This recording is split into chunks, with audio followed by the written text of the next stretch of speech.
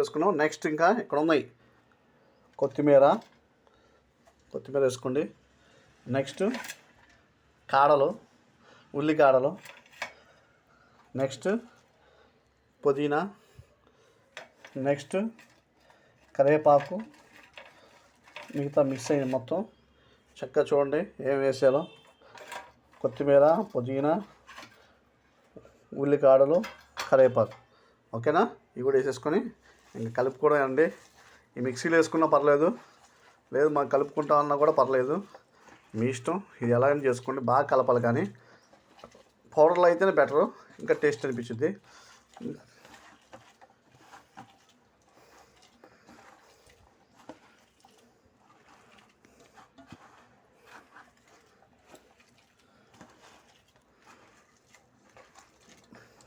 Okay, మీరు ఎప్పుడు తిన్న ఆమ్లెట్ ఇంత వెరైటీగా ఇంతవరకు ఎవరో చేయరు నాకు తెలిసి.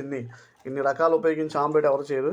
సింపుల్గా ఉల్లిపాయలు వేసేస్తారు, లేకపోతే ఆమ్లెట్ వేసుకుని ఉల్లిపాయలు పచ్చిమిరకాయలు వేస్తారు, ఎగ్ వేస్తారు, అందరూ చేస్తారు. కానీ ఇన్ని రకాలు మాత్రం నాకు తెలిసి బహుశా ఎవరు చేసి ఉండరు. మనం కూడా ఫస్ట్ టైం ఎలా ఉంటుందో టేస్ట్. ఓకే, నాకు తెలిసి నేను ఇంతవరకు చాలా వేసాను ఐటమ్స్. కొత్తిమీర, పుదీనా వేసాను. కానీ ఈ వేయని ఐటమ్స్ ఏంటంటే ఇంతవరకు నేను చేయని ఐటమ్స్ వామ్ పౌడరు, జీలకర్ర పౌడర్ వేయలేదు. నెక్స్ట్ ఉల్లికాడలు వేయలేదు ఎప్పుడు నేను ఆమ్లెట్ చేసినప్పుడు. కరివేపాకు కూడా వేయలేదు నేను, కానీ ఇప్పుడు అన్నీ వేస్తున్నాను. అర్థమైందా మై డియర్ ఫ్రెండ్స్? అంతకుముందు ఏమీ వేయలేదు. నేను చేసిన అంత పుదీనా, కొత్తిమీర వేసాను, అల్లం వెల్లుల్లి పేస్ట్ చేసాను. కానీ ఇప్పుడు మనం ఎక్స్ట్రా వేసాను, టమాటా కూడా వేసాం, ఒక టమాటా.